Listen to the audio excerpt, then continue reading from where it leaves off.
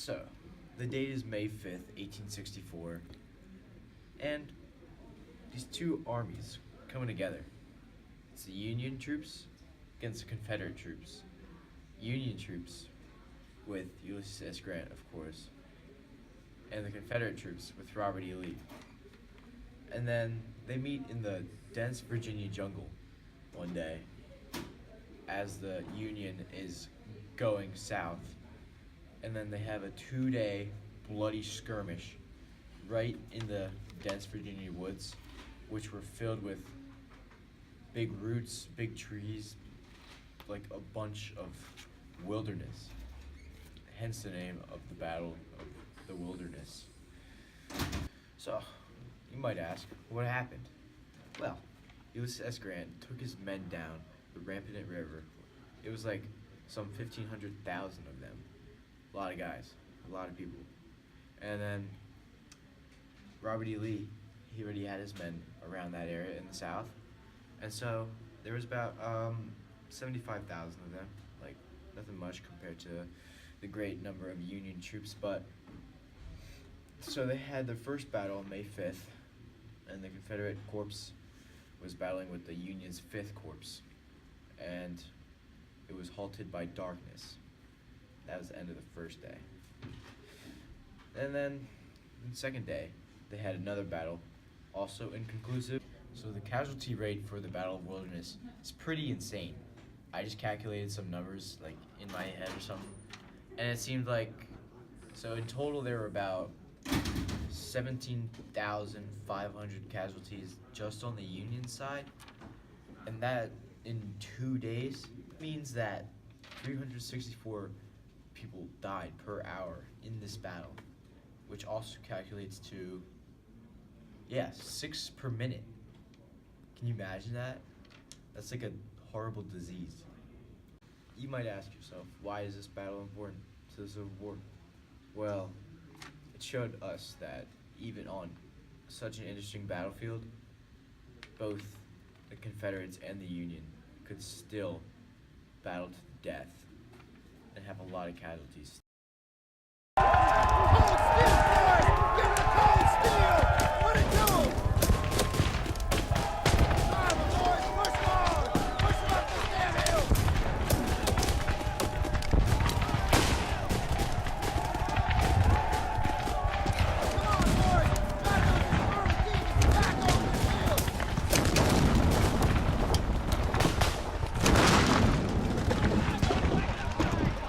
The 2-day bloody and chaotic combat, ending with no decisive winner, showed just like the pure grit and spirit of both of these armies. So the map was pretty significant in this battle, of course.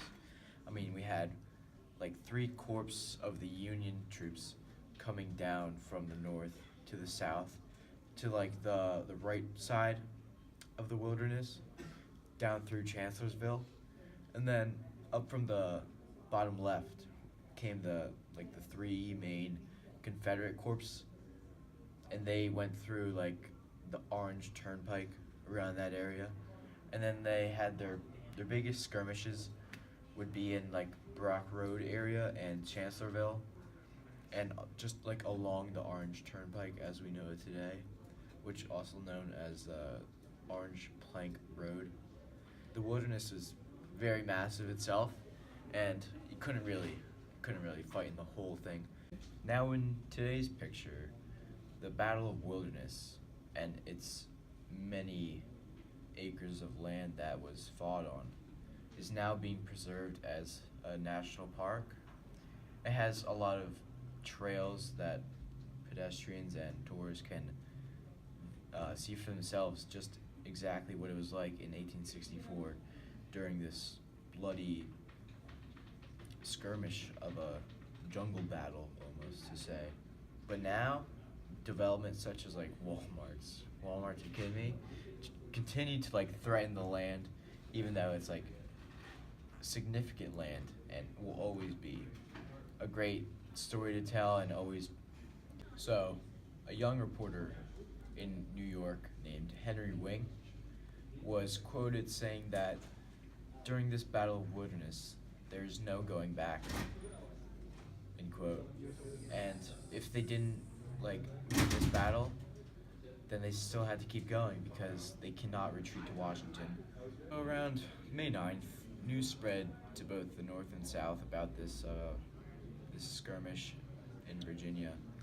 It got all the way up to Philadelphia by May 9th, and since we know by this point that it was inconclusive, but Philadelphia Inquirer went ahead and published an article saying that the Union in fact won the battle, just to make it as if the North was doing well, when in reality they weren't doing that well. Suffered a lot of casualties, and the pride of the North had to stay awakened. So there was no like real decisive way or like tactical maneuvering skill that could help them in this battle, and so it seemed like both sides had an equal advantage when it comes to the different map locations that they started off, and they would all just come together in the end of the battle anyway.